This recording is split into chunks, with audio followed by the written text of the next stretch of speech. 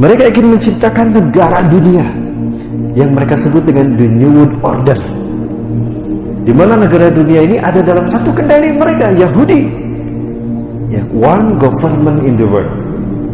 Maka negara-negara di dunia harus menjadi budak mereka. Supaya negara-negara di dunia ada dalam budak mereka, maka hegemoni mereka harus menyebar ke negara-negara di dunia. Maka apapun yang menjadi penghalang bagi terjadi itu, kill them all, destroy, ya, dan hancurkan mereka. Ya. Bagaimana cara mereka menghancurkan? Ada yang langsung dibantai kayak Suriah, Palestina. Ada yang dihancurkan pola pikirnya lewat counterkultur, lewat budaya. Nah, Indonesia termasuk negara yang harus dihancurkan lewat budaya. Kenapa? Karena fanatisme agamanya kuat. Oh, berarti fanatismenya, pemikirannya yang harus dirubah, budayanya yang harus dirubah.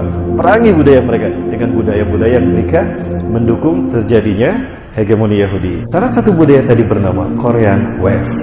Musik dan tantra adalah sesuatu yang sangat lekat dengan kehidupan manusia, terutama generasi muda. Hancurkan mereka dengan musik nanti. Maksudnya inilah konspirasi yang tidak terasa. Bagaimana mereka menghancurkan satu bangsa lewat elemen pemudanya. Hancurkan pemudanya agar lost generation, agar putus generasi mereka. Bagaimana cara menghancurkan pemuda? Yaitu salah satu senjatanya Korean Wave, yang tidak disadari Korea menjadi bagian dari instrumen Yahudi dan Nasrani, Dajjal, untuk menghancurkan dunia Islam. Mereka yakin bahwa the God who's waited, Tuhan yang mereka tunggu-tunggu, itu akan segera datang. Ciri-cirinya apa? Apabila sapi merah yang akan dijadikan persembahan, sacrifice, untuk Tuhan mereka sudah lahir. Mereka sudah menunggu sejak 2000 tahun yang lalu. Qadarullah, Allah kasih perangsangan. Kalau bahasa kitanya istidraj, bahasa Arabnya. Ternyata sapi yang mereka tunggu-tunggu itu lahir. 2000 tahun setelah 2000 tahun menunggu. Itu isyarat kalau the God who's waited, Tuhan yang mereka tunggu-tunggu telah ada. Maka harus mereka lakukan percepatan, karena mereka yakin ambisi mereka mendirikan Y2K akan segera terwujud. Bangsa Yahudi berupaya untuk melakukan percepatan dalam mendirikan tatanan dunia baru yang mereka lakukan melalui berbagai macam cara. Ada 3 ranah yang mereka sentuh. 1, simbol. 2, arsitektur. Yang ketiga, ritual. Terkait dengan ritual ini juga ada ritual agama, ada ritual budaya. Nah, di dalam ritual budaya mereka memanfaatkan media yang mereka bangun. Nah, media inilah yang menciptakan entertain dan musik serta film yang menjadi instrumen lain dari sistem Yahudi, sistem Dajjal. Sadarlah Bapak Ibu, kalau Korea merupakan salah satu senjata mereka untuk memerangi kita umat Islam. Dan ternyata yang banyak menjadi korban adalah para pemuda dan pemudi. Bapak sekalian, kita yang melahirkan, ternyata mereka yang mendidik jiwanya. Mereka yang memberi pola pikirnya. Tidak sadar kalau kita sedang dihancurkan oleh mereka, sehingga kita kehilangan aset terbesar di dunia ini. Anak-anak kita, generasi muda kita yang menjadi aset bangsa dihancurkan oleh sistem Dajjal melalui agen-agennya. Salah satu agennya adalah Korea. Seks dan tantra adalah cara para pengikut Dajjal mengagungkan iblis dan Dajjal. Tantra, syair-syair yang berbau pemujaan kepada mereka. Lihat syair-syair K-pop, syair-syair Korea.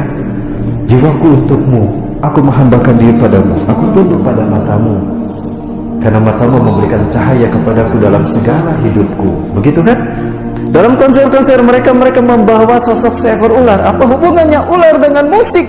Loh, lupakah kalau kaum Kabalah zaman dulu, ketika mereka menyembah Tuhan yang mereka tunggu-tunggu, bahkan melakukan pengorbanan kepada Tuhan mereka, mereka selalu menghadirkan ular bersama mereka.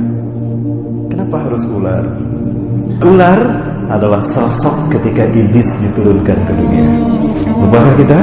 Ketika iblis atau Azazil, yang bernama nama asli Azazil, tapi Allah ganti namanya. Azazil itu nama dari Allah.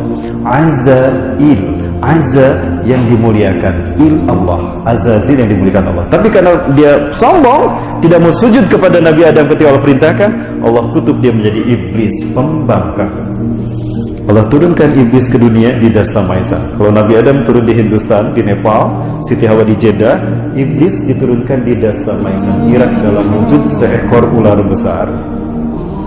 bertanduk, bersayap, bercakap, bisa mengeluarkan api, dan bisa berbicara.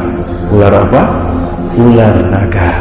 Maka ular selalu dihadirkan untuk menunjukkan kalau iblis pun hadir bersama kami. Seks dan tantra mereka. K-pop adalah salah satu warna yang terbaru menyingkirkan dominasi Christina Aguilera, Britney Spears, kemudian juga Rihanna, kemudian juga Madonna. Itu zaman senior.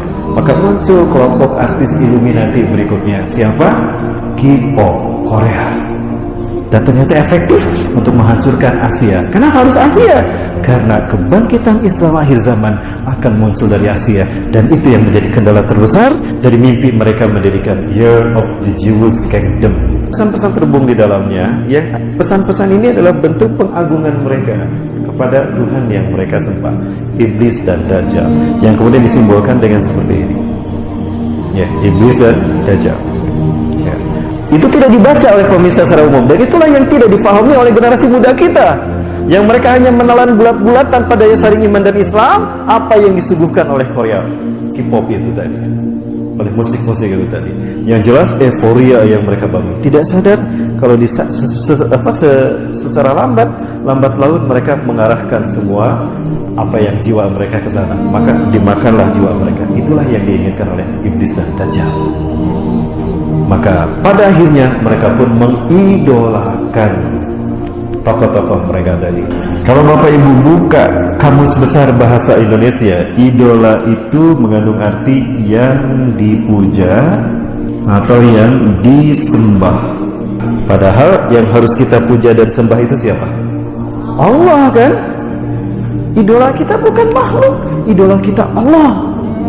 Ganti frame kalau Rasulullah idola kita. Rasul bukan idola tapi uswah, maka tidak sama idola dengan uswah.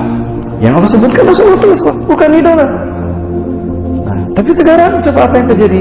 Bukan Rasul, bukan Allah. Yang mereka idolakan adalah Korea, tokoh-tokoh musik mereka. Tidak sadar kita digiring kepada kemusyrikan. Ini yang terjadi pada generasi muda. Ini sebetulnya yang mereka inginkan dengan menghadirkan K-pop ke tanah air kita, menghancurkan generasi muda Indonesia.